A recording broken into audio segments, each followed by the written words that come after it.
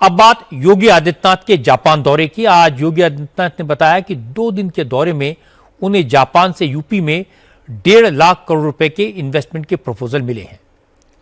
Japan के कारोबारियों के साथ उन्होंने 90,000 करोड़ रुपए के एमओयू साइन किए हैं।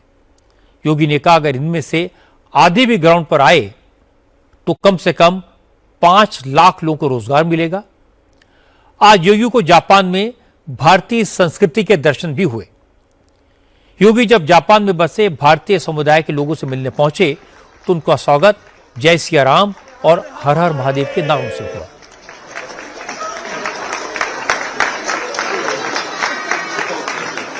हर हर महादेव, जय सिया राम।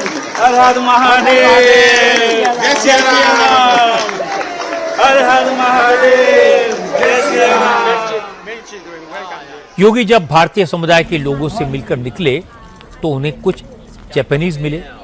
वो योगी के लिए गिफ्ट लेकर आए थे। योगी ने उनसे बात की तो वो लोग हिंदी में बात कर रहे थे। योगी हैरान हो गए। उन्होंने बताया कि वो लोग हिंदुत्व का प्रचार करते हैं, उन्होंने दीक्षा ली है। एक छोटे से बच्चे ने जब योगी को झुककर प्रणाम किया तो योगी भी भावुक हो गए। उन्होंने बच्चों के साथ मंत्रों का उच्चारण किया।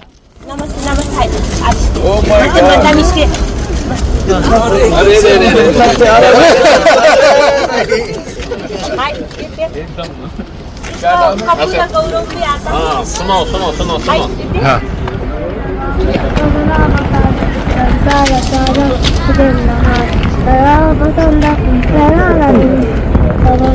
भवानी सहितम नमामि।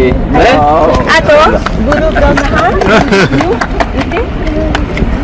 ब्रह्मा ब्रह्मा गुरु विष्णु गुरुदेवो महेश्वर।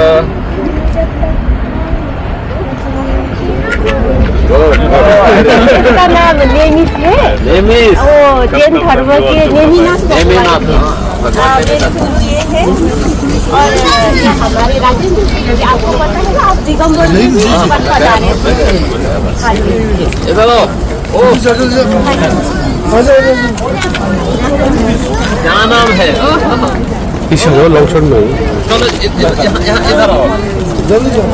ऐसे हाँ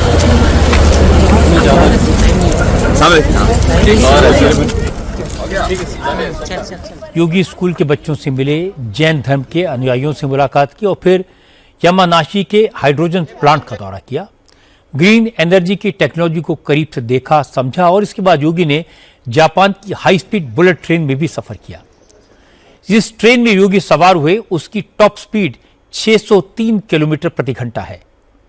इसकी एवरेज स्पीड 500 किलोमीटर प्रति घंटा है। योगी ने कहा कि जापान के सहयोग से भारत में भी बुलेट ट्रेन जल्दी चलेगी। वो यूपी में भी हाई स्पीड से चलाने के लिए इंफ्रास्ट्रक्चर तैयार कर रहे हैं। योगी ने कहा कि यूपी भारत का सबसे बड़ा प्रदेश है, यहां संसाधनों की कमी नहीं है। यूपी के नौजवान प्रतिभाशाली हैं। अब जापान के साथ मिलकर यूपी के विकास की रफ्तार को और ज्यादा बढ़ाने की कोशिश की जाएगी। पानी जहाँ अच्छा होगा वहाँ ग्रीन हाइड्रोजन की संभावना उतनी ज़्यादा होगी और उत्तर प्रदेश इस देश का सबसे समृद्ध क्षेत्र है। पर्याप्त जल संसाधन हमारे पास हैं और हम लोगों ने इस दिशा में प्रयास किया है जिसमें यामानाशी हम लोगों को उस टेक्नोलॉजी के साथ जोड़ने और हमारे उत्तर प्रदेश के युवाओं को उसका प्रशिक्षण देने यानी उसकी स्किलिंग के लिए भी अपना सहयोग देने के लिए तत्पर है। जापान और यूपी के बीच में एमएसएमई में टेक्नोलॉजी को लेकर, उसकी ऑनलाइन सेलिंग को लेकर और अन्य मुद्दों को लेकर के भी सहयोग की बात हुई और इसको हम आगे बढ़ाएंगे।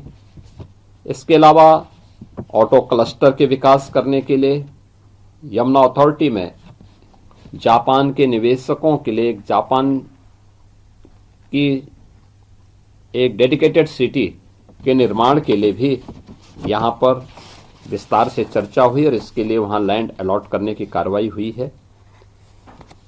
इसमें मुख्य रूप से हम लोगों को जो अब तक यहाँ प्रस्ताव प्राप्त हुए हैं, मुझे प्रसन्नता है कि 90,000 करोड़ रुपए के एमओयू जापान के अंदर 1.5 लाख करोड़ के प्रस्ताव यहां पे जापान और यामानाशी में उत्तर प्रदेश के इस डेलीगेशन को प्राप्त हुए हैं।